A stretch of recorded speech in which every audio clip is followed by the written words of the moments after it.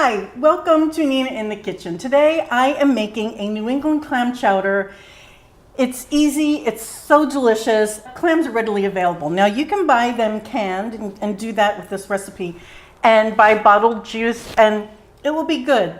But to make it fabulous, you want to go with fresh clams. So here's what I've done. I have 500 milliliters, which is 2 cups or 1 pint of clams in their natural juices. This is a small clam called a little neck. What I like to do is shuck them myself. Now some people will put these into a little bit of water and then use that broth, but you can taste the shell on this style clam, so I don't care for that. Now when you make a chowder, what you want to do is use a hard shell clam, and that's what that looks like, as opposed to a soft shell. And what I like to do is I buy them from a purveyor that I know sells clean clams, but if you can't get a clean clam or you're not sure, all that you do is you put them in salted water, cold water, and just let them purge for a couple of hours. They'll spit out whatever sand they contain, and then you just move on from there. So what I do is I bring them home, I wash the outside of the shell, and then shell and all, I put them in the freezer. And when I want a clam, here's what I do. I just take them out frozen, and all that you do is just cut right through. All of this is the meat of the clam and also the juices. So all that you do is you take your knife and scoop everything out from both shells. One part of this, I don't know if you'll be able to see it, one part of this is what is called the adductor muscle, and that is the thing that keeps the clam, there's a little piece of one. That's what keeps the clam tight. There's one on either side, and when you cut the clam out of its shell, make sure to get that, because that's also a delicious little bite no matter what size your clam is. So this will melt in here, and I keep this in the fridge until I'm ready to use it. But let me show you the other ingredients. Bacon, pancetta, and salt pork all come from the belly of the pig. The salt pork and the pancetta both are cured with salt and they are not smoked. So they're basically the same ingredient. Bacon will of course add smoky flavor to this.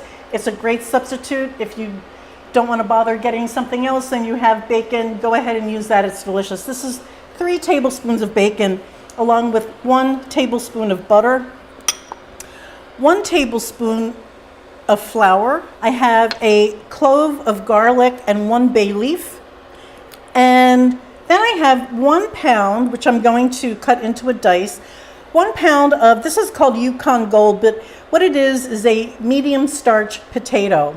That's 454 grams. So let's begin. I'm just going to put the pancetta in the bottom. This is on a low heat, and I'm just trying to render that fat for now.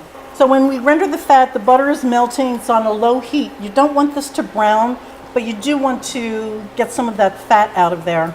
In the meantime, I'm going to dice these potatoes.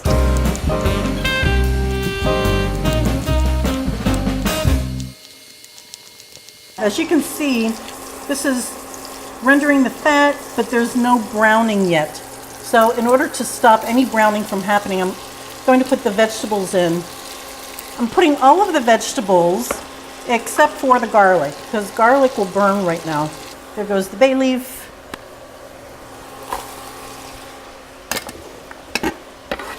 So keeping this on a low heat, I want these vegetables to sweat.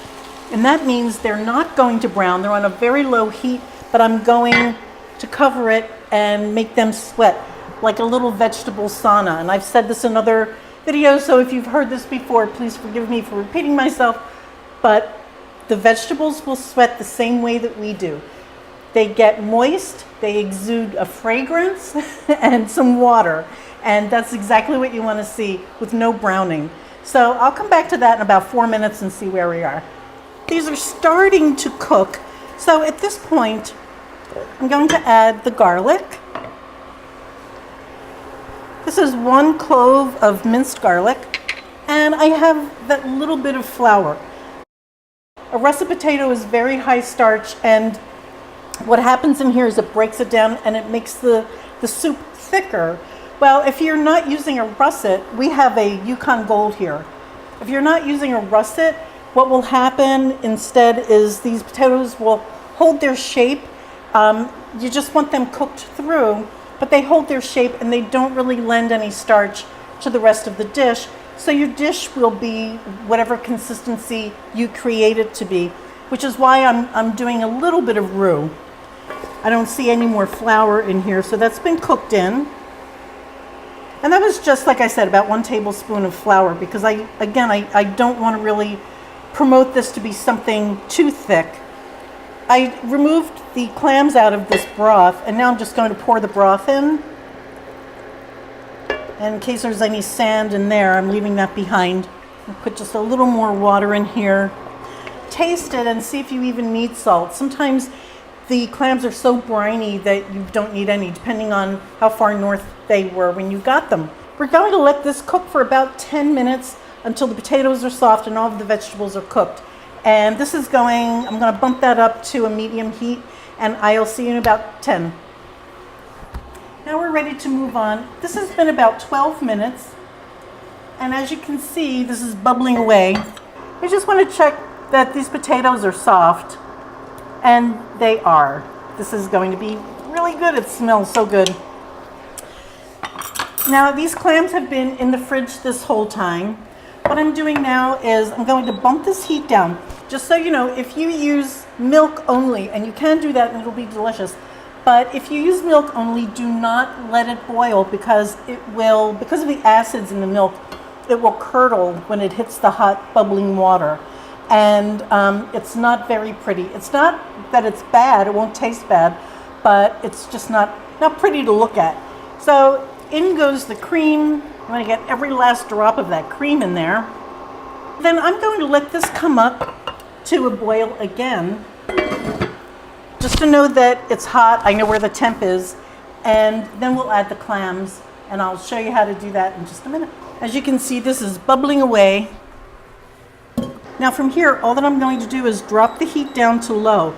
When you add a protein to something that's hot, what happens is that protein seizes up, and that's why it would become tough.